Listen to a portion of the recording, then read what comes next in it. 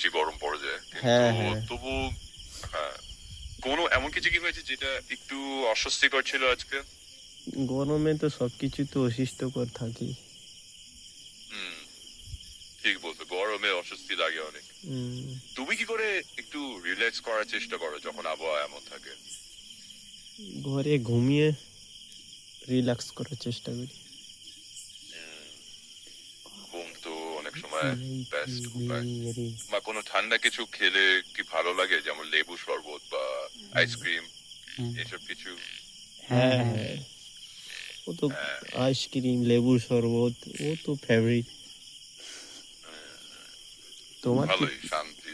তোমার তোমার কি আমারও ফেভারিট? তাই, আমার ওই ঠান্ডা কিছু খেলে বেশ ভালোই লাগে। আর আমি মাঝে মাঝে ফ্যানের নিচে বসে একটু বই পড়ি, তাতে মনে হয় একটু মনটা ঠান্ডা হয়। তুমি কি এখন কোনো বই পড়ছো এই গরমের মধ্যে? না না, কিছু বই আছে তো বলো। আচ্ছা, ঠিক আছে, দেখি। তুমি যেহেতু ক্লাস 11-এ পড়ো, তোমার পড়াশোনার পাশাপাশি কিছু গল্পের বই পড়তে পারো, যেমন পথের পাঁচালী বিভূতিভূষণ বন্দ্যোপাধ্যায়। তারপর চাঁদের পাহাড়ও ভালো, একটু অ্যাডভেঞ্চার টাইপ। ফেলুদা সিরিজও মজার। তুমি কোন ধরনের বই বেশি পছন্দ করো, রহস্য নাকি অ্যাডভেঞ্চার নাকি প্রেমের গল্প? র- রহস্য রোমাঞ্চক। রহস্য রোমাঞ্চক, ফেলুদা তাহলে পারফেক্ট, সত্যজিৎ রায়ের লেখা। মাঝে মধ্যে লাভ স্টোরিও ভালো লাগে।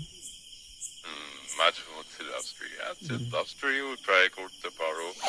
অনেক আছে বাংলায়, যেমন বিভূতিভূষণ আছেন, বা আরো অনেক অনেক লেখক লেখিকা আছেন।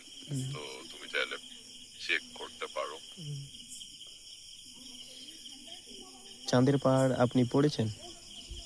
আমি পড়েছি, হ্যাঁ, খুবই মজার বই, বেশ রোমাঞ্চকর। একটু বিস্তারিত হিসেবে বলুন না। আচ্ছা, একটু দেখি। চাঁদের পাহাড় বিভূতিভূষণ বন্দ্যোপাধ্যায়ের লেখা।